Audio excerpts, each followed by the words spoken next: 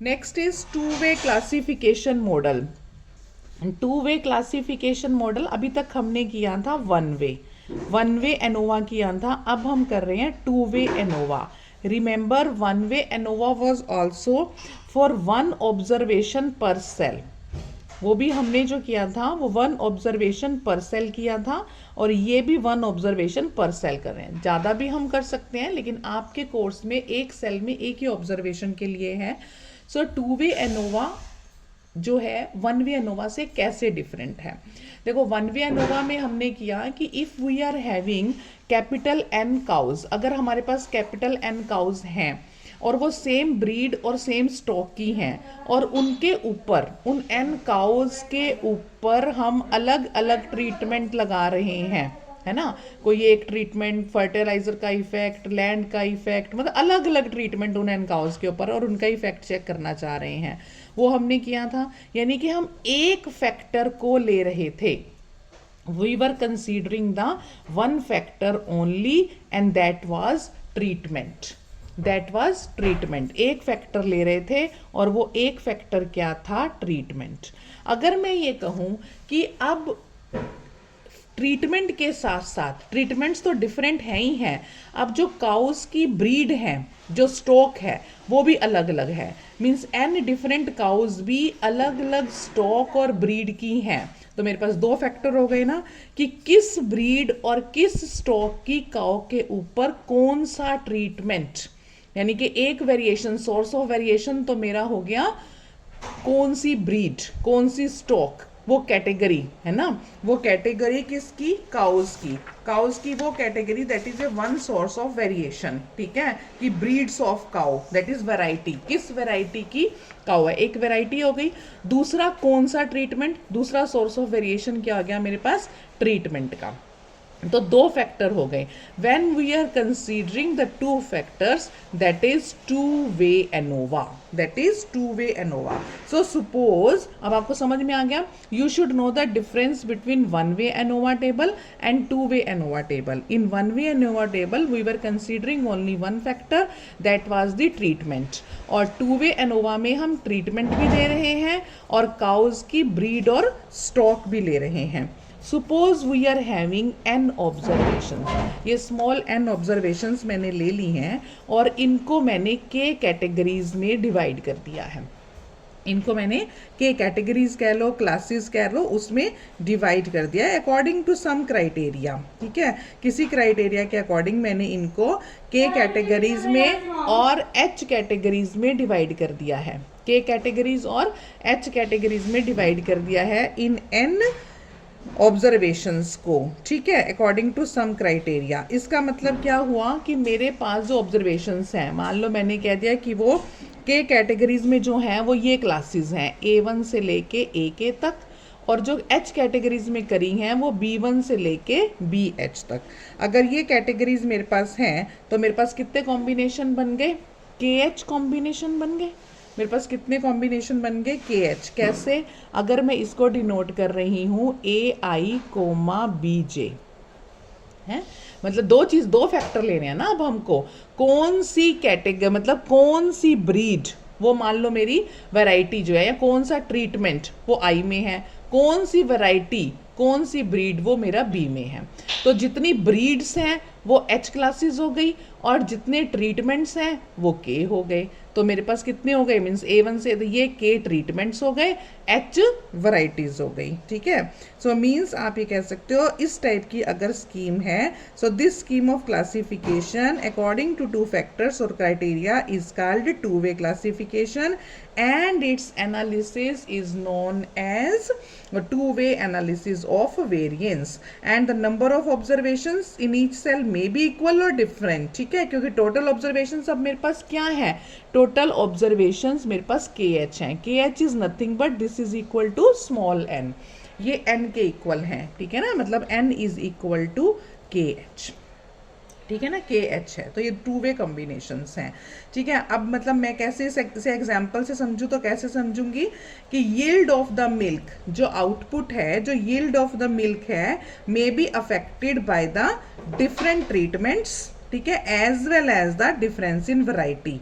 कि वैरायटी मतलब कौन सी ब्रीड और स्टॉक की काउ है। So let's suppose that n cows are divided into k different groups according to their breed and stock, ठीक है, each containing the k cows and effect of the k treatments। k मेरे पास treatment है और h मेरे पास variety है। तो मेरी output कैसे डिनोट करूंगी मैं फिर, yij का मतलब क्या हुआ मेरा, आउटपुट ऑफ द मिल्क या यील्ड ऑफ मिल्क कहाँ से, from the jth cow, means jth breed की काउ जिसको फेड किया मैंने ऑन ith ट्रीटमेंट या ith राशन। समझ गए आप, यानी I will very from 1 to k and J will very from 1 to h। समझ में आ गया, मतलब कि मेरा अगर मैं यहाँ पे 2-5 लिख रही हूँ, ठीक है, तो इसका क्या मतलब हुआ कि 5th टाइप की काउ के ऊपर 2nd टाइप का ट्रीटमेंट। ये y2-5 मेरी कौन सी आउटपुट है, when I have given the 2nd type of treatment on the 5th type of cow, है ना। अगर मेरे पास ये है तो इसका मतलब क्या है, 3rd type of treatment on the 2nd type of cow, ठीक है। तो मीन्स फिक्स आई जो है आपके पास, this refers to the treatment और rations, and the fix J जो है मेरे पास वो refers to the breed and stock of the cow, ठीक है। सो आपके पास k/h कॉम्बिनेशंस बन जाएंगे ना, कौन से, देखो अगर मैं ऐसी तो करूँगी y11, इसको आप टेबल की फॉर्म में लिख कर देखेंगे तो आपको पता चल जाएगा कितनी रोज और कितने कॉलम्स, लेकिन कितने बनेंगे, k/h। तो अगर इसका टेबल आप क्रिएट करते हो तो that table will look like this, means अगर मेरे पास जो है वो टेबल आता है आपके पास, तो आपका जो 2-वे क्लासीफाइड डाटा है, 2-वे क्लासीफाइड डाटा जो है वो कैसे आएगा, यहाँ पर क्या आ जाएगा आपके पास, treatments, here it is treatments. तो ट्रीटमेंट्स कितने हैं, 1 2 3 4 5 up to k, up to sorry treatments ये है ना मेरे पास, तो ये है आपके पास 1 2 3 4 5 up to k treatments, and this is your variety,